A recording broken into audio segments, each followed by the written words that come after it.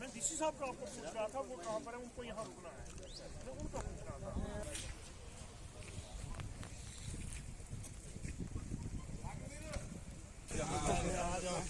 हम तो 20 बार आए हैं, थोड़ा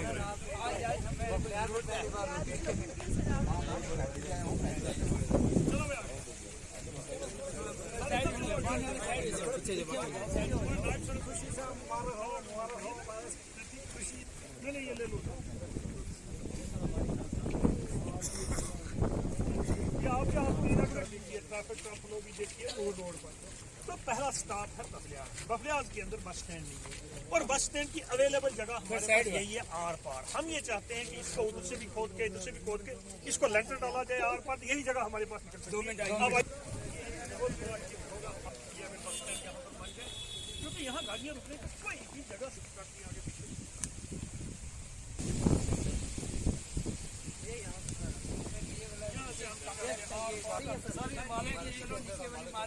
सारी मार्केट सर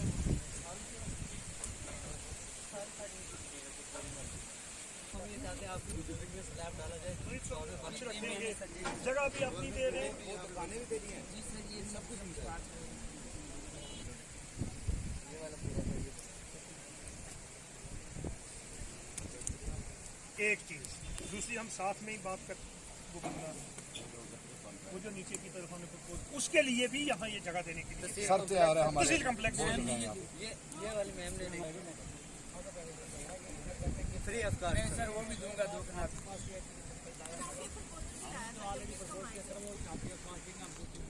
ठीक है सर, इसका पहले इस वजह से लोग सब कुछ देने के लिए तैयार है, वरना आपको बता लैंड का इशू कितना इशू होता है। मार्केट है वो खत्म हो गया, कोई कुछ नहीं नहीं नारा से मतलब मार्केट पूछा सर।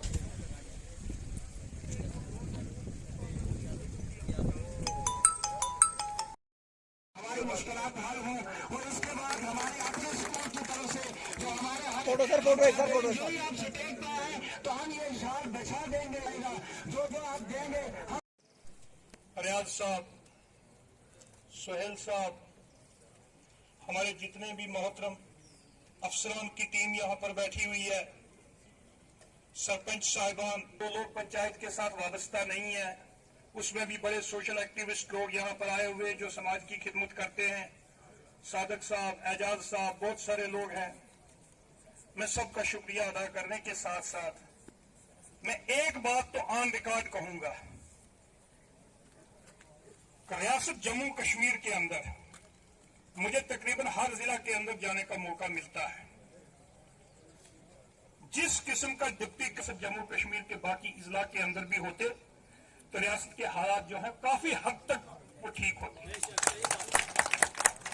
इसका बरमला इजहार आप लोगों ने खुद भी किया है। हमारे एक साथी ने यहाँ पर कहा है पहले कि मैं फोन पर ही अपने मसले हल करवाता रहा, और ये भी एक वजह है कि हमें बार बार डीसी साहब के पास जायल नहीं उठते हैं तो नहीं जाना पड़ता। अगर रोजाना आप लोगों के इस किस्म के मसाइल हमारे तक होते या आपकी पहुंच ना होती डायरेक्ट, तो मुझे लगता है आपके मसाइल लेकर हमें जाना पड़ता। इंसान की क्या आप लोगों को मालूम है, पूरे इजला पुंछ गजोई के लिए खासकर रियासत जम्मू कश्मीर के लिए मजबूरी है, वो एक अजाब का बाइस बनी हुई थी नहीं, लेकिन आज की डेट में अगर वहां पर आसानियां हुई हैं तो कैसे हुई हैं, वो भी इस डिप्टी कमिश्नर की देन है। ये चीजें याद रखनी चाहिए।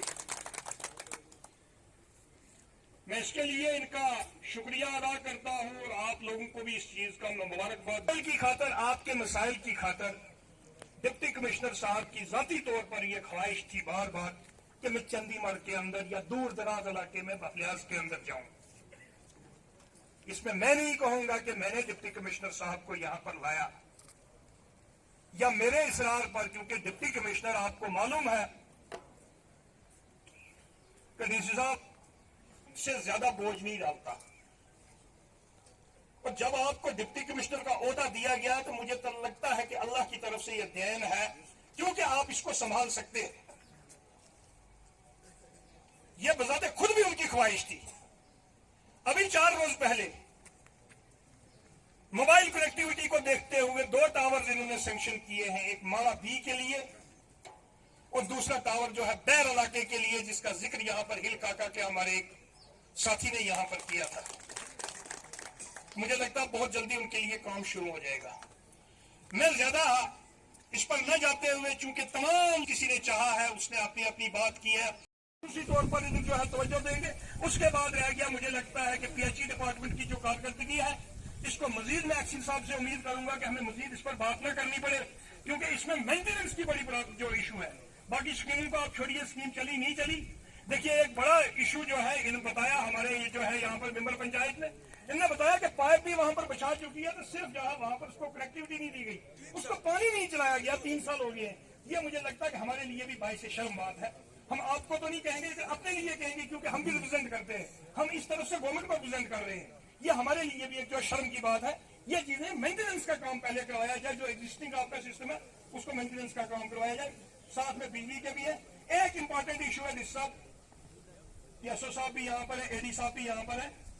मैं आप लोगों को एक बात और कहना चाहता हूं, उज्ज्वल योजना के तहत जो आपको गैस सिलेंडर मिले हुए हैं, इंफॉर्मेशन भी होनी चाहिए बहुत सारी आप लोगों को। इस महीने से मुझे क्लियर करेंगे पीएसओ साहब, आपको 200 रुपए की सब्सिडी मिलेगी, जो उज्ज्वल योजना के तहत जिन जिन के पास कनेक्शन है। 200 रुपए की, ये याद रखिए। जो भी एजेंसी आपको गैस सप्लाई करती है उससे ये पूछिए, और ये देख लीजिए कि यहाँ पर कुछ यहाँ पर लोकल एजेंसी यहाँ की भी जो है आपको गैस सप्लाई करती है। एक कोई पीर पंजाल एजेंसी है, उधर थाना मंडी साइड से, वो भी गैस सप्लाई करती है। दोनों में से आप देखिए, रेट चेक कीजिए कि कौन सी एजेंसी आपको जो है बारे में दे रही है। एक चीज आई थी यहाँ पर डीएसओ साहब हमारे पास, यहाँ पर चलेगी, दूसरी चलेगी, वो नहीं चलेगी, ये नहीं चलेगी। वो आप उसमें थोड़ा सा देखिए कि उसमें ये नहीं है, उसमें लोगों को जिस एजेंसी से सस्ता मिलेगा लोग उसी से लेंगे। तो मेरी ये रिक्वेस्ट है कि ये चीज जो है आप भी रखें जहन के अंदर, और आप भी उज्ज्वल योजना के तहत जो स्कीम है उसमें 200 रुपए की अब आपको सब्सिडी होगी, उज्ज्वल के तहत सब वालों में नहीं है। तो ये चीजें भी आप जो है ध्यान में रखें। मैं ज्यादा वक्त न लेते हुए मैं उम्मीद करूंगा कि आप लोगों के मसाइल इसी तरीके से, जिस तरीके से आप डायरेक्ट डीसी साहब के साथ हैं, आप डायरेक्ट रहिए उनके साथ, और इंशाअल्लाह ताला तमाम मसाइल आपके हल होंगे।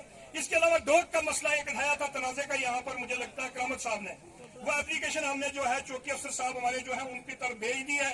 वो भी देखेंगे कि क्या होगा। मैं उनके साथ खुद भी जो है रिक्वेस्ट करूंगा, बात करूंगा क्या इशू है। तो मुझे लगता है किसी भी सेंसिटिव इशू को इस किस्म का न बनाया जाए जो पहले यहाँ पर हुआ था, उस वक्त जो डुगरिया के दरमियान और वो उन लोगों के दरमियान, ऐसा न बनाया जाए। तो मुझे लगता है हम इसकी सेंसिटिविटी समझते हैं। तो मैं खुद भी जो है आला हुकाम के साथ बात करूंगा। बहुत बहुत शुक्रिया। डैर सॉरी, वो मुझे बैर और डैर मुझसे फर्क नहीं आता। वहां पर जनाब अली एक मैच चल रहा है जिस पर पूरे हमारे जम्मू कश्मीर की मुझे लगता है 40 से 45 टीमें जो है वो हर साल जो है पार्टिसिपेट करती हैं। आज भी मैच चल रहा है। लास्ट ईयर इस सब आप खुद भी वहां पर गए, वहां पर डोक के अंदर रहने के लिए, रात को खाने के लिए उनका वहां पर एक प्लास्टिक की पाइप जो है वहां पर डलवा कर उनको पानी दिया जाए बच्चों को, वो रात को वहां पर इसके अंदर, शेल्टर भी दूसरा उन बच्चों के पास कोई नहीं है। वो भी थोड़ा सा जनाब जो है आर्मी के साथ भी मामला उठाए, उनका वहां पर जो है पानी का बंदोबस्त भी उनका किया जाए।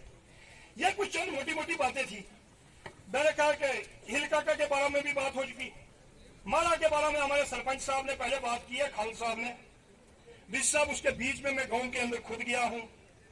उस गांव के अंदर जो है जो भी कोई 4-5 किलोमीटर रोड तो बीच में तामीर हुई है, लेकिन उसको पुल की कनेक्टिविटी नहीं है, उस रोड की कोई यूटिलिटी नहीं है। मुझे नहीं मालूम कि वो 1-2 इकोज या सुमो वो कहां से कानू पर उठाकर इन्होंने पार वाली साइड डाली हुई है, कैसे डाली हुई है। बीच में वो रोड पर चलते हैं, गाड़ी पर चलते हैं, लेकिन जब वहां पर दरिया के पास आते हैं वहां उतर जाते हैं, वहां से पैदल फिर आ जाते हैं दूसरी रोड। उस पुल का काम जो है वो फौरी तौर पर उस पुल का काम स्टार्ट करवाया जाए ताकि उस रोड की यूटिलिटी बने, फिर मजीद चीजें भी वहां से जो है उससे आगे बढ़ेंगी। तो इसके बैठे हुए हैं, कई सालों से ये इशू दफे यहां पर लटका हुआ था। बीच में एक छोटा सा स्ट्रेच था, तो वहां से ट्राइबल पॉपुलेशन रहती है। एक बार वहां पर डीसी साहब ने मुझे खुद भेजा, मैं जब वहां पर खुद गया, सरपंच हाजी बशीर साहब को साथ लेके गया, हमने मौका देखा। मौका देखने के बाद डीसी साहब को हमने ब्रीफ किया। डीसी साहब ने तहसीलदार साहब के साथ बात की, उसके बाद तहसीलदार साहब गए, और मुझे ये कहते हुए फख्र महसूस हो रहा है कि इतने सालों का 10 साल पुराना इशू जो है वो हमने हल कर दिया और उस रोड को कनेक्ट करवा दिया आगे। और अब मजीद वहां पर जो है वहां पर कुछ इश्यूज है, क्योंकि सड़क जो तामीर हुई है वहां कुछ मकान खतरे में है, कुछ वहां पर जो है डंगे लगने, इस किस्म की चीजें लगने। ये मैं समझता हूं कि ये इसी किस्म के काम होते हैं जो काम अफसरों के करने के होते हैं, जहां पर स्टेप लिया जाता है। उसके साथ ही यहाँ पर मनीर साहब ने जिक्र किया है अपनी त्राड़ा वाली रोड का, मड़ा रोड का। दर्दनाक हादसे इस रोड के ऊपर हुए हैं शजल साहब, दर्दनाक हादसे एक्सीडेंट हुए उस रोड के ऊपर। तो मुतलका एजेंसी जो भी वहां पर है, PMKSY है, RLP है, कौन सी है, उनको उसकी इंप्रूवमेंट की बात करनी चाहिए। मुझे लगता है मौसम इजाजत नहीं देता, मैं आपका ज्यादा वक्त नहीं रहूंगा, मैं शॉर्टकट करूंगा। मैं एक बार फिर आपका शुक्रिया अदा करता हूँ। तो इस साहब मैं यही अर्ज करूंगा, एनिमल हस्बेंड्री ह्यूमैनिटेरियन वे में जो लोगों की जो बातें रखी और जो उनके ऊपर क्विक एक्शन हुआ, इसके लिए भी मैं आपको मुबारकबाद देना चाहता हूँ। कहते हैं सर कि एक हंगामा महशर हो तो कुछ समझो, हजार बातों का रह रह के ख्याल आता है। अगर किसी एक जगह दर्द हो, अगर सर में दर्द हो तो हम उसका जिक्र करें, या पेट में दर्द हो तो उसका जिक्र करें, या पाँव में दर्द हो। जिस ब्लॉक में आप बैठे हैं जनाब के, इसमें सारा जिस्म ही छल्ली है। लेकिन मैं फिर भी हायर ऑफिशियल जितने भी हैं हमारे, चाहे वो का एडवाइजर आता है, चाहे कोई कमिश्नर सेक्रेटरी साहब आते हैं, चाहे कोई डिविजनल कमिश्नर साहब आते हैं, या कुछ भी जो ऊपर से जो लोग यहाँ पर परेशानियां हैं उनका इजाला हो। और आप सबको ये जान के खुशी होगी कि जितने भी यहाँ पर भारत में हमेशा हमारी कोशिश रहती है कि किसी न किसी तरीके से जो है चीजों का हल किया जाए। जब से पिछले 1.25 साल से जो DDCs के इलेक्शन हुए, या 2 साल से BDCs के, या 3 साल से, मेरी DC साहब से ये रिक्वेस्ट है आज इस स्टेज से कि DC साहब कहते हैं कि action speak louder than words. आपको हमेशा हम एक मैन ऑफ एक्शन देखते हैं, एक मैन ऑफ डेवलपमेंट देखते हैं। और मुझे ये उम्मीद है कि जितने भी इशू लोगों ने यहाँ पर आज रखे, चाहे वो वाटर के रिलेटेड इशू है, चाहे वो इलेक्ट्रिसिटी के इश्यूज हैं, चाहे वो रोड्स के इश्यूज हैं, चाहे वो रेशनलाइजेशन ऑफ स्टाफ के इशू है, चाहे वो जो पिछले 6-7 दहाइयों से जो है जुल्म और जबर का शिकार है। डिस्ट्रिक्ट पुंछ की अगर बात की जाए, तहसील सुरनकोट की बात की जाए, तो हमारा एक बैकवर्ड एरिया है। हमारे अगर इंडिया के पर लग रहे हैं जहां फेस टू फेस, पहले हमें रहता था कि कोई साहब हैं, बड़े साहब हैं, मैं नाम नहीं लूंगा, और वह अंदर अपने दफ्तरों में बैठे रहते थे और वह दरवाजे अवाम के लिए नहीं खुलते थे।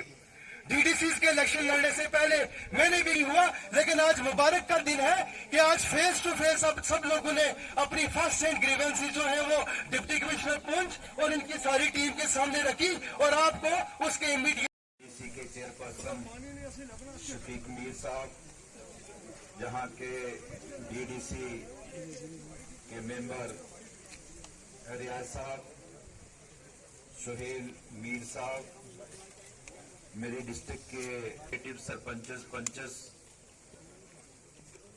अवाम जो दूर दूर से, अगर जहां आप लोग कह रहे हैं कि कम लोग आए हैं, लेकिन जितने भी आए हैं, सामने जो खड़े हुए लोग हैं, भाइयों बहनों, सबसे बहुत ही आराम से बैठे हैं, अपने बड़ी मेच्योर, बहुत ही सिविलाइज्ड मैनर से, बहुत सलीके से और प्यार से अपनी जो प्रॉब्लम्स हैं, अपने जो इश्यूज हैं, उनका वे ऑफ वर्किंग जो है वो उसके कंडक्ट से देखा जाता है। एडवांटेजेस पोजीशन पे रहने से नहीं होता, उसका कंडक्ट क्या है, उससे उसकी जो है रिचनेस जानी जाती है। तो आपने जो हाईएस्ट डिग्री ऑफ रिचनेस है उसका मेरा जो आपके जो इलेक्टेड रिप्रेजेंटेटिव्स हैं उनका भी इसमें जो है बहुत बड़ा हाथ है।